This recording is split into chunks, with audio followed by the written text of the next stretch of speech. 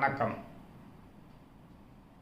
நம்முடைய ஆணையப்பன் திருமந்திரம் சேனலில் இன்று ஒரு அரசியல் பதிவு போட வேண்டிய காலகட்டமாக இருப்பதால் அதை போடுகிறேன்.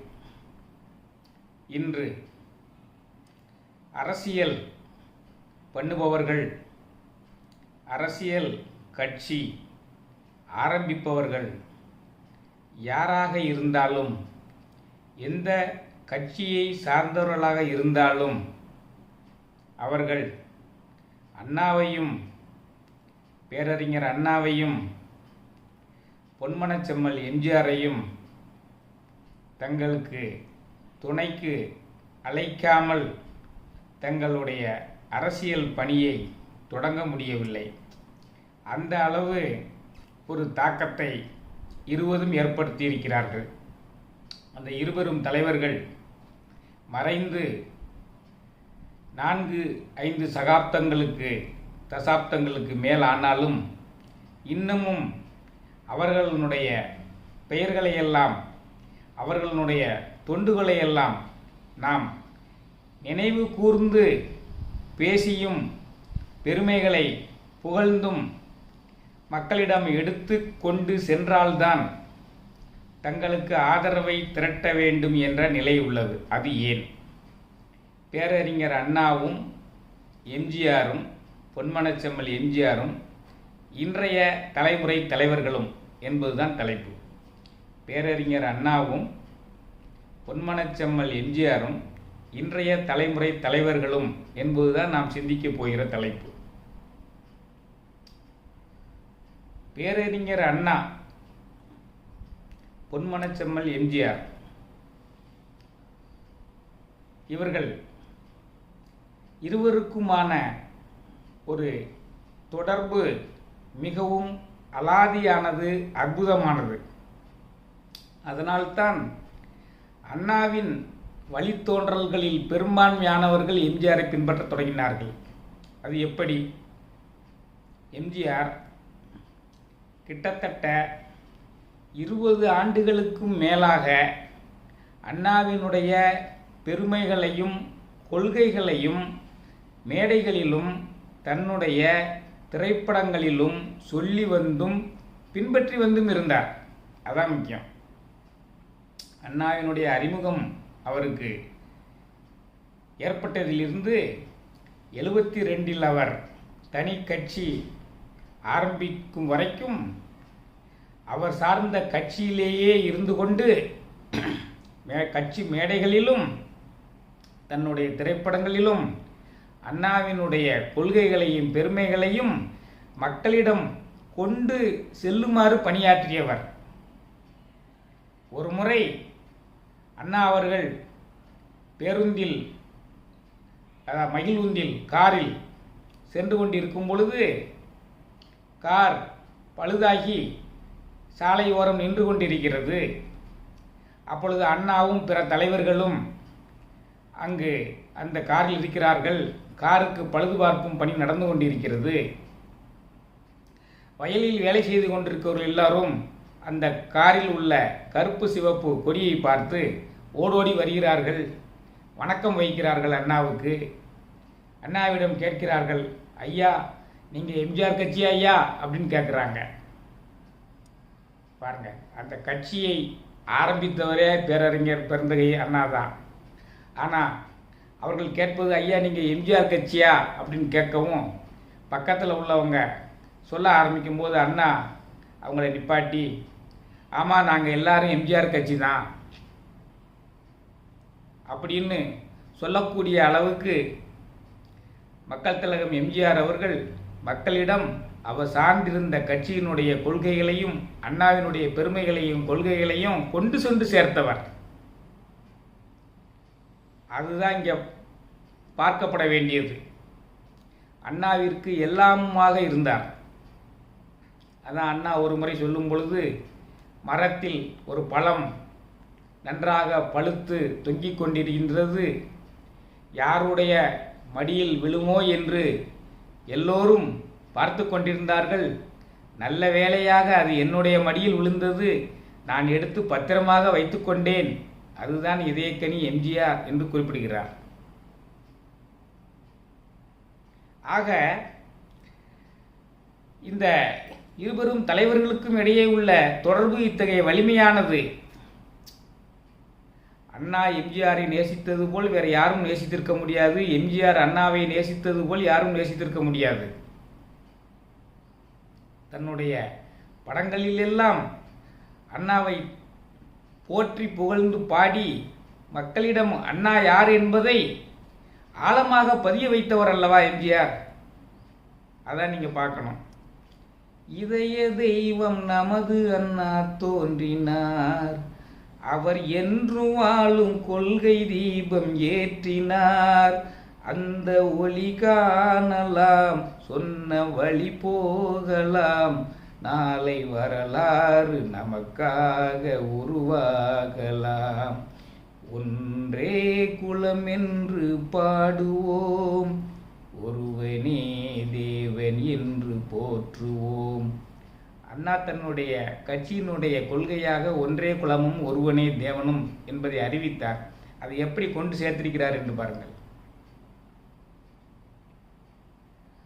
கண்ணை மறைக்கின்ற காலம் வரும்போது தவறு வெளியேறலாம், கண்ணை மறைக்கின்ற காலம் வரும்போது தருமம் வெளியேறலாம், தருமம் அரசாலும் தருணம் வரும்போது தவறு வெளியேறலாம், நல்லவன் லட்சியம் வெல்வது நிச்சயம், அண்ணா அன்று சொன்னார் என்றும் அதுதான் சத்தியம், அண்ணா அன்று சொன்னார் என்றும் அதுதான் சத்தியம்.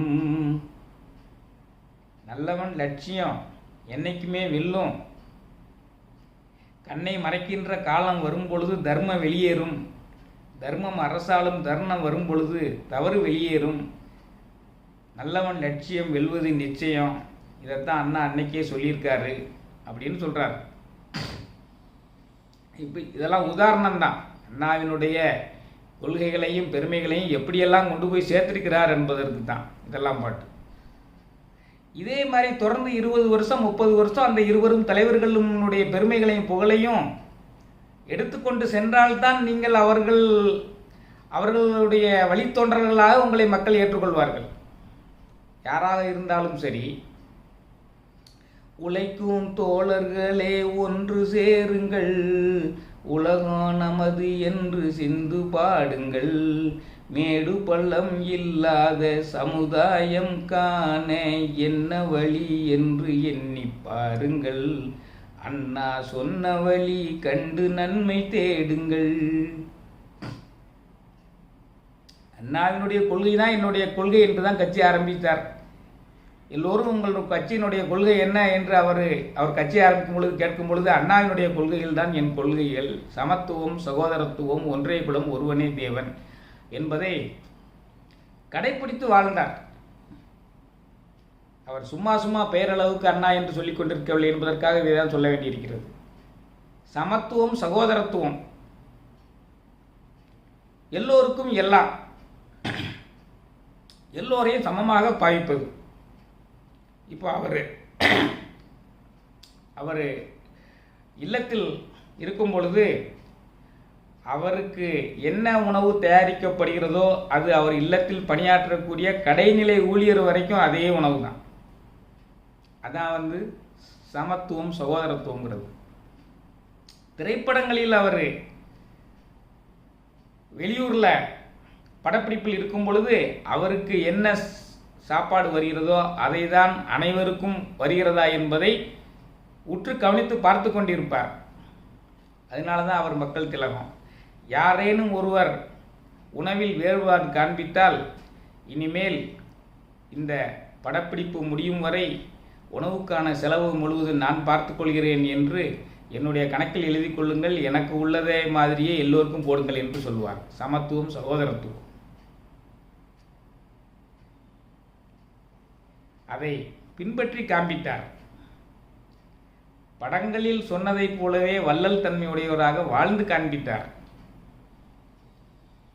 அதனால்தான் இந்த இருபெரும் தலைவர்களினுடைய வழித்தோன்றல்களாக விளங்க வேண்டும் என்று விரும்புவோர்களும் அவர்களுடைய தொண்டர்களையும் ரசிகர்களையும் தன்பால் இழுக்க வேண்டும் என்று விரும்பினால் அவர்களைப் போலவே வாழ்ந்து காட்ட வேண்டும். அவர்களைப் போலெல்லாம் வாழ முடியுமா? வையத்துள் வாழ்வாங்கு வாழ்பவன் வானுரையும் தெய்வத்துள் வைக்கப்படும் என்று தெய்வமாகி போனவர்கள் அல்லவா? ஒரு முறை அவருடைய இல்லத்திற்கு ஒரு திருமண அழைப்பிதழ் கடிதம் வருகிறது.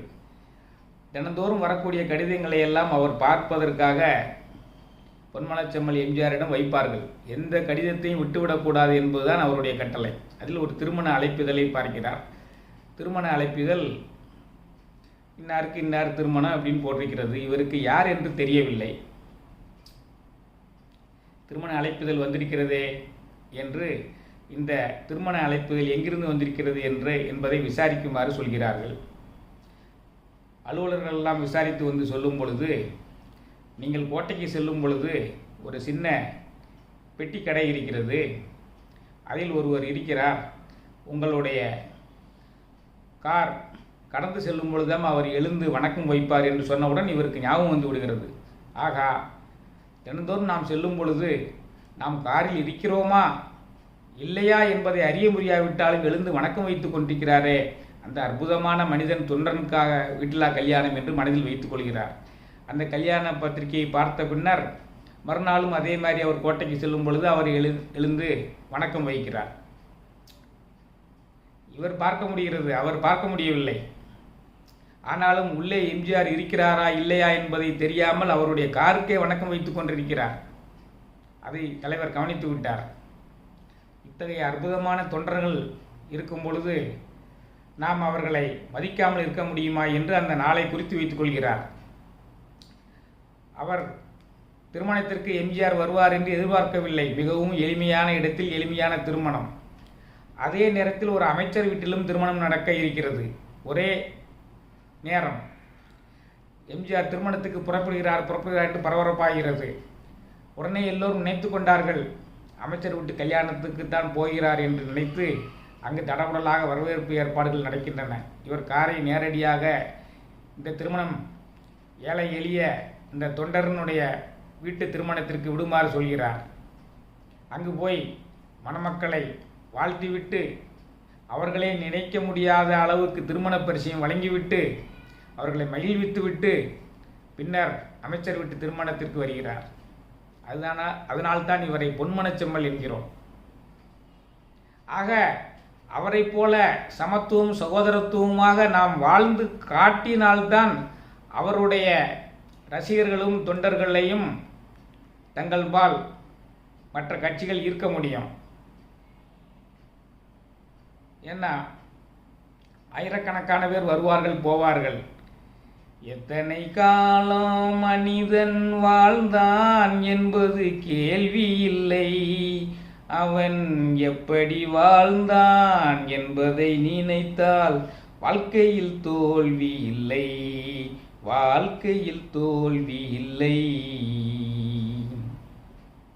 இதெல்லாம் அவர் திரைப்படங்களுக்காக பாடின பாடல் என்று எடுத்துக்கொள்ள முடியாது. அதே போல வாழ்ந்து காட்டினார்.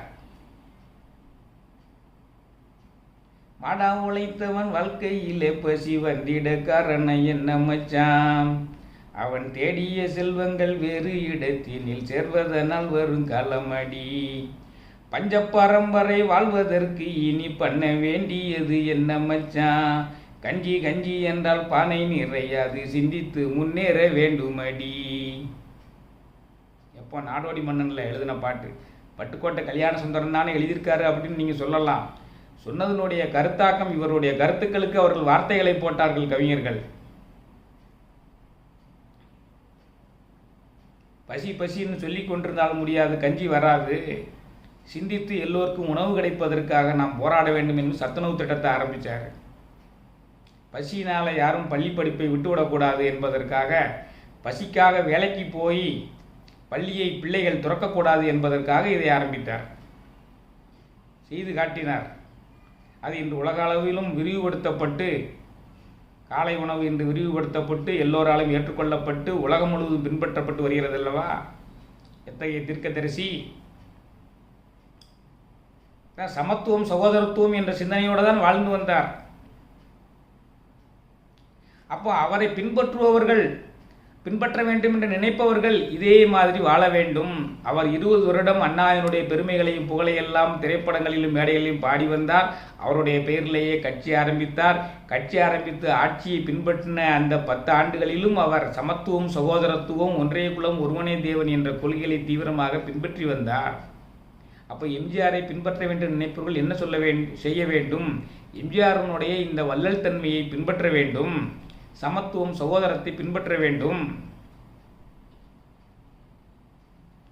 உலகம் சுற்று வாலிபன் படப்பிடிப்பு வெளிநாட்டில் நடந்து கொண்டிருக்கும் பொழுது அங்கு இவருடைய தயாரிப்பு நிறுவனம் தான் அது. உணவுக்கான செலவிடப்பட்ட தொகையே லட்சக்கணக்கில் அன்னைக்கே வந்திருக்கிறது. இன்றைய காலகட்டங்களில் பார்த்தா அது கோடிக்கணக்கில் வந்திருக்கும். அந்த மாதிரி அவர் வயிற்றுக்கு யாருக்கும் வஞ்சகம் செய்ததில்லை. அன்பேவா படப்பிடிப்பு சிம்லாவில் நடந்தது. சிம்லாவில் அந்த எல்லை காப்பு வீரர்கள் அனைவருக்குமே நினைவு பரிசுகளை வழங்கி அவர்களுடைய கைகுலுக்கி அவர்களை உற்சாகப்படுத்தி நினைவு பரிசை வழங்கிவிட்டு வந்தார். அந்த படை வீரர்கள்லாம் நெகிழ்ச்சியுடன் நினைவு கூர்ந்தார்கள். எத்தனையோ பேர் இங்கே வராங்க போகிறாங்க, இப்படிப்பட்ட ஒரு அற்புதமான மனிதர் இருக்கிறாரே, அற்புதமான மனிதர். அப்போ நம்ம அவரை பின்பற்ற வேண்டும் என்று சொல்லுவவர்கள் இதையெல்லாம் பின்பற்ற வேண்டும், இதே மாதிரி செய்ய வேண்டும். அப்படி என்றால் தான் எம்ஜிஆர் ரசிகர்கள் கொஞ்சம் பேராவது உங்களை ஆதரிப்பார்கள். அன்பேவா படப்பிடிப்பு சிம்லாவில் நடந்து கொண்டிருக்கும் பொழுது கடுமையான குளிரில் கதாநாயகி ஒரு சொட்டர் இருந்தால் பரவாயில்லையே என்று கேட்க, அந்த படப்பிடிப்பு தளத்தில் இருந்த அத்தனை பேருக்குமே சொட்டர் வாங்கி கொடுத்திருக்கிறார். அவருடைய வள்ளல் தன்மையை பற்றி பேசிக்கொண்டிருந்தால் பேசிக்கொண்டே இருக்கலாம். இந்தியா சீனா போர் வந்திருக்கும் பொழுது இந்தியாவிலேயே முதலாக 65,000 ரூபாயை கொடுத்தவர் அவர்தான். பெருந்தலைவர் காமராஜ் முதல்வராக இருந்தார். அவரிடம் சென்று அளித்து வந்தார். காமராஜரிடமே ஒருவர் சென்று, இவர் விளம்பரத்திற்கு தானே கொடுக்கிறார், இன்னொன்று காமராஜருக்கு கோபம் வந்து விட்டது.